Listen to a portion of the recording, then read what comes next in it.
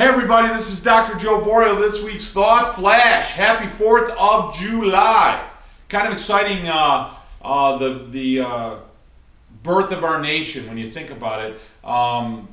Being somebody that loves to talk about the philosophy of chiropractic and the history of chiropractic, a couple of things. One, there was a birth, our birthday, 1895, in September. When you look at that day back in 1895, and you realize that you had a man, D.D. Palmer, who had been a healer, a magnetic healer, and he just kept asking why. One thing I love about the profession, especially in those early days, is you had a renaissance of healthcare. It wasn't just chiropractors at D.D. Palmer. You had Mayo, William Mayo, you had many other, Taft, you had all these other great thinkers, all these other great philosophers that were really questioning what health was, and they were questioning what was once vitalistic that became mechanistic, that went really as a renaissance into that vitalistic principle in the late 1800s, early 1900s. I mean, if you read about the history of the Kellogg cereal, if you read about C.W. Post, they had a sanitarium in Michigan that they wanted to do something healthy. They were Seventh-day Adventists, but when you look about their rituals, right? We talk about rituals. When you look about their rituals, and you start to see how these men had this clinic in order to make people healthy, and they talked about diet, and they talked about nutrition, they talked about exercise, they talked about positive mental thoughts, about spiritual health. And then what's really sad is when you go all the way back to the days of early China, and really probably the most advanced culture, early Japan, on health and wellness. They would adjust spines, they would use acupuncture, they would use nutrition, the yin and yang, where there was a balance in your life between work and pleasure, between nutrition and non-nutritious foods. There was always a balance in your spiritual life, your personal life, your business life. So, they were very vitalistic in that viewpoint. It wasn't a mechanistic. They understood that there was something there, some essence of life that was dripped into you, that was God, if you will, the principle of God, or the unitol, in the words of B.J. Palmer. Really interesting reading this book here, Giant versus Pygmy. Real interesting what he defines. He's asked, what is chiropractic? Most certainly chiropractic is not another diet, another exercise, another form of psychotherapy or holistic healing. I love that first sentence because even though it may sound like he's slamming that, he doesn't negate the need or the existence of that in order to make people healthy. That's not what he was saying. He was dismissing that as part of what chiropractic is. What he said was, we do not treat disease from outside in, but rather care for the body from an inside-out perspective. We strive to bring the body to peak function through the correction of vertebral subluxations. We recognize, now listen to this, we recognize that a person is not sick because he or she has pneumonia. They have pneumonia because they are sick. We recognize that a person, he or she, is not sick because they have pneumonia. We recognize what? That they have pneumonia because they're sick. You see, they understood that something was absent, something was missing from the body, and that's what allowed them to get sick. And when you read the words of microbiologists years ago, when they first came up with the germ theory, they step back and say, look, it's not the germ theory, it's not only the germ. So some of those guys regret even saying that. Pasteur regrets even saying that. He says, look, I regret that because the mosquitoes gravitate to the water because it's stagnant.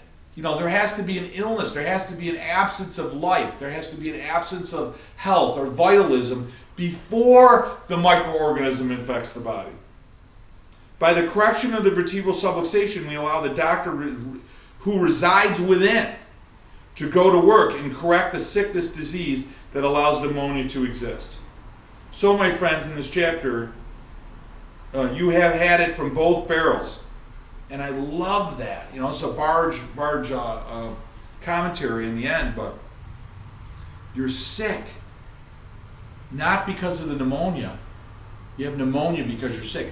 That simple sentence hopefully is clarifying to many people as a chiropractor. So listen, people need to exercise to do all those things. I'm not denying that. But that's not what chiropractic is. Chiropractic is identifying where the spine is misaligned, where it's out of alignment, and then reducing that misalignment in order to get the body to function at a peak performance so the body works as well as it's supposed to, and therefore you're healthy like you're supposed to. Isn't that awesome? You know, I went off on a tangent. We've got a great event coming up September 4th and 5th in, I believe it's 4th and 5th, Friday, Saturday, in New York City. We have one every year. It's one of our biggest events. Certainly I want you to share this email, this thought flash with people, let them know what's going on. Great way to kick in the fall, get back on track for clients. It's a great way to get back on track because we're taking a couple of months this summer other than our calls to really let docs get into the practice and also do some vacationing. And it's a great time to take some vacationing, which is really important, I think, for everybody in the practice. You know, so much of your staff, 30% of your patients are on vacation. Your staff is burnt out. You know, you need to recharge. I think your patients need to recharge. And I think it's a great way to kick into the fall. And that's why I always like to do it that early September. I think it's a great time to do it. I also want to send a huge amount of love out to Dr. Pete Lombardi and his wife Sandy. They had a baby girl and Grace, and we're real excited for them. Dr. Pete is a client. He's also one of our coaches in the program, and he's certainly my partner, both as a friend and certainly as a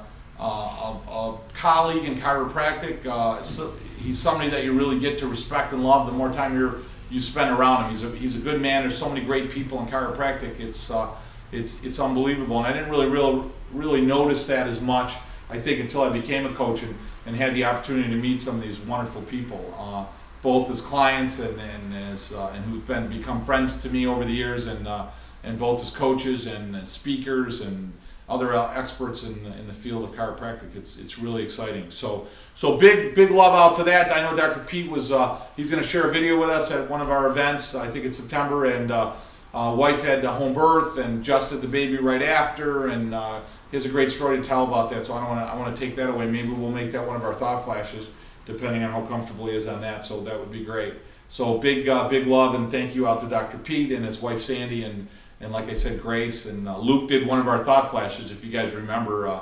So that was really great to see that as well. Also, we talked today about making calls. You know, it's really important, guys, that this is a time where people tend to fall off a little bit of that commitment, including chiropractors. So your rituals as a chiropractor, your morning huddles, your afternoon huddles, they're really important.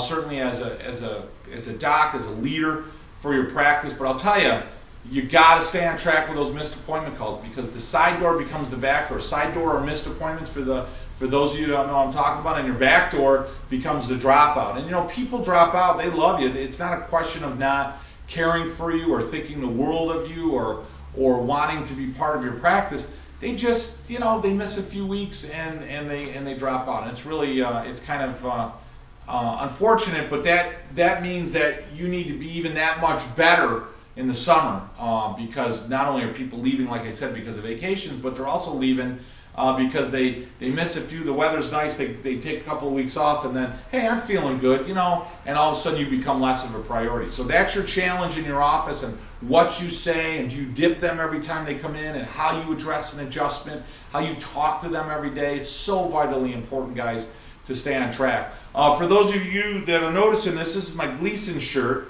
Some of you guys know, it's got a nice little quote on the back there.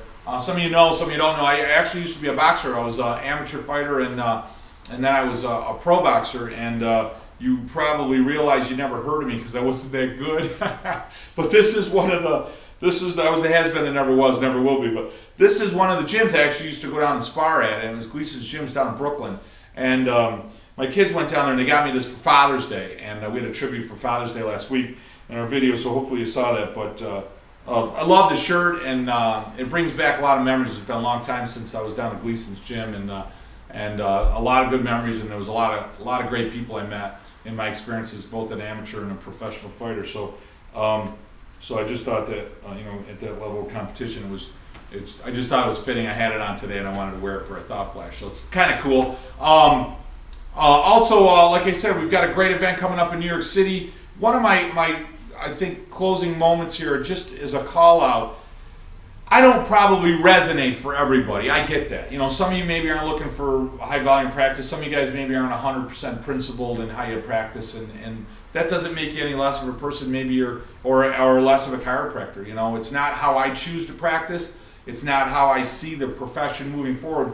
But hey, listen, if you got a DC in the end of your name, you're somebody that I still think a lot of, and we are in the same battle. I want to grow Chiropassion Consulting because I want to see successful principle-based chiropractors. I want to see a bunch of chiropractors that can practice chiropractic. That means mom and dad and kids and grandma and grandpa that can love their members, that the members can love the doc, that can be part of a lifetime wellness program and plan. And I love to see that. And I've had that. I've been fortunate enough to have that for many, many years. And I want to share that with you guys, and I certainly would love to see anybody that's in chiropractic to share that if that's what your vision is. So regardless of how you practice, if that's what you like, or that's what you want, or that's what you got into this for, I'm telling you, I'm the Roger Bannister. I'm the guy that broke the 4-minute mile barrier. I'm somebody that had created that over 20 years of practice, and I would love to have you at least have the opportunity anyways to meet you at one of our events and become part of Chiropassion Consulting. And if we resonate with you well, we'd love to have you as a member and train on a weekly basis on our webinars. And we do individual Skype calls, and we do group Skype calls. We do group webinars. We train CAs. We have our 6 events a year. We have trainings at my office. One of the advantages you have with me and Dr. Pete Lombardi is we can train right at our offices because we still practice. So it really is a group of some really wonderful people. Dr. Pete Lombardi, Dr. Joe Borio, myself, Leanne Klein, Lisa Gruen, who's one of our trainers, who's been in our practice for years, who's been there when our practice was seeing well over 500 visits in a day by me. That's not 3 other chiropractors adjusting that. That was me adjusting that. So that doesn't mean that you maybe want to do that, but if you're looking to grow a principle-based practice, we'd love to have you. So hopefully you take a look at the website, you call some of our clients or testimonials, see if it's something that resonates with you. And if it is, we'd certainly love to meet you and have you part of our program. Guys, remember, get out and serve the people that are lying on the table that spend their hard-earned money to come out, explain to them what chiropractic is, every single adjustment.